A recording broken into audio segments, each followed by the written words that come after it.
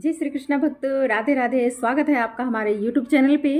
आज मैं आपके लिए एक सच्ची घटना पे आधारित एक स्टोरी लेकर आई हूँ, जो पुराने समय में भगवान जगन्नाथ के भक्त हुआ करते थे। सनातनी ही नहीं बल्कि दूसरे धर्म के लोग भी भगवान के भक्त हुए हैं और अनन्य भगवत प्राप्ति की है। ये बिल्कुल सच्ची घटना पे आधारित कथा है, क्योंकि जगन्नाथ रथ यात्रा आने वाली है और जो भी भक्त रथ यात्रा में शामिल होना चाहते हैं तो वो वहाँ जा कर के इसका लाइव टेलीकास्ट देख सकते हैं, क्योंकि हर साल ये उनको देखने को मिल सकता है। भगवान के अनेकों भक्त हुए हैं और वो फेमस भी हुए हैं, जिन्हें हम लोग बहुत अच्छे तरीके से जानते हैं और कहते हैं कि भक्तों का संग और भक्तों की कथा ही हमें भगवान तक पहुंचाती है। हमें भक्ति किस प्रकार करनी चाहिए, अनन्य भक्ति, नियम धर्म सब परे के परे रह जाते हैं, लेकिन जो हृदय से भक्ति होती है ना, वही भगवान तक पहुंचाते हैं। इस भक्त की कहानी भी कुछ अलग है। जन्म तो हुआ यूँ मुस्लिम परिवार में, लेकिन इसके अंदर भक्ति जागी कैसे? क्योंकि इसकी माता भगवान जगन्नाथ की भक्त थी।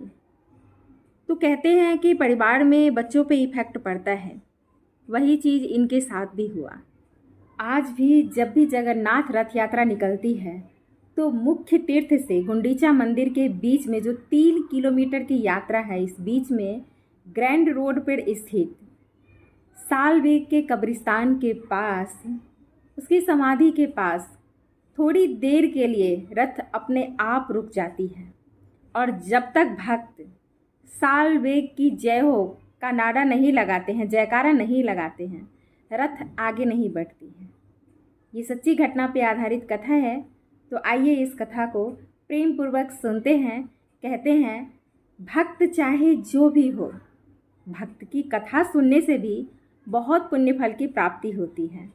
वीडियो पसंद आए तो अपने दोस्तों के साथ शेयर जरूर कीजिएगा और चैनल को अभी तक आपने सब्सक्राइब नहीं किया तो प्लीज़ चैनल को सब्सक्राइब कर लीजिएगा। सुलेबाग उड़िया कवि में जगन्नाथ जी के बहुत सारे भक्ति कविताएं लिखी हैं, उनके बहुत से भजन लिखे हैं जो लोगों को बहुत पसंद भी आए, लेकिन मुस्लिम होने के कारण उन्हें मंदिर में प्रवेश नहीं मिला था।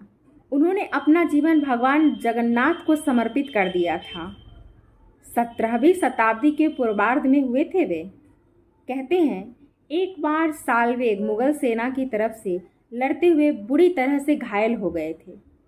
उनका जख्म बहुत बढ़ गया था, क्योंकि उनके पिता सेना में थे तो पुत्र भी सेना में ही भर्ती हुए और लड़ाइयाँ तो होनी ही थी, जिसमें कि बहुत सारी गोलियाँ चली और उनको गोलियाँ लग गई थी, जिस वजह से बहुत घायल हो गए थे और उनका जख्म सही नहीं हो रहा था। तमाम इलाज के बावजूद उनका घाव ठीक नहीं हो रहा था।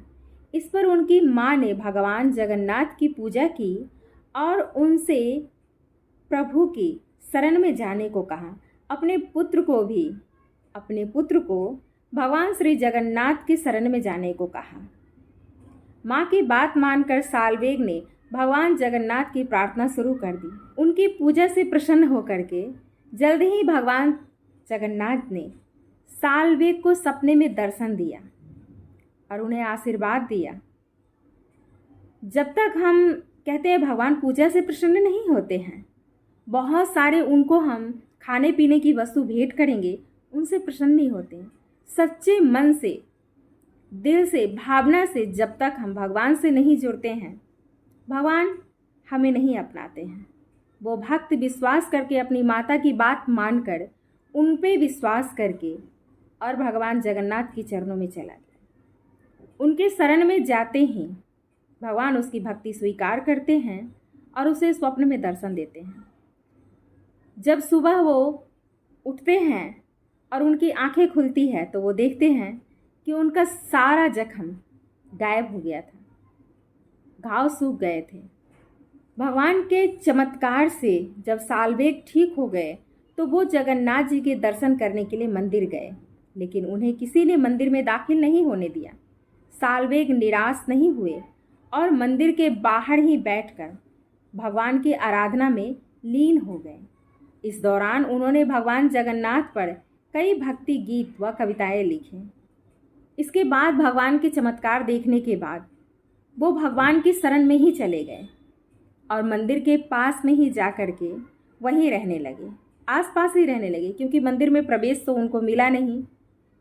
बाहर ही रह कर के उन्होंने भगवान पे और भगवान की भक्ति पे, उनसे जुड़े हुए चमत्कार पे उन्होंने बहुत सी कविताएं लिखी, बहुत से भजन लिखे, जिसे उड़िया भाषा में उन्होंने लिखा था और वहाँ के लोगों ने बहुत पसंद किया था। इस सब के बावजूद भी उन्हें मंदिर में प्रवेश नहीं मिला।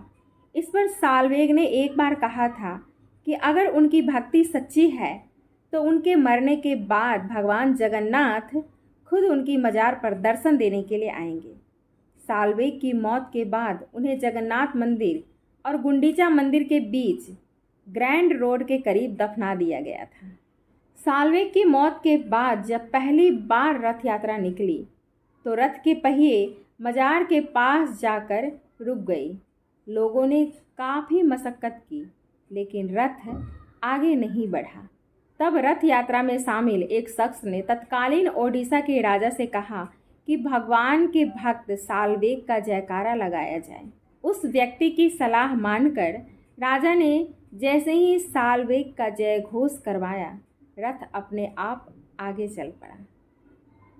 दरअसल साल्वेग की इच्छा के मुताबिक भगवान जगन्नाथ की जब रथ यात्रा निकलती है तब मजार पर उसे दर्शन देने के लिए जाते हैं।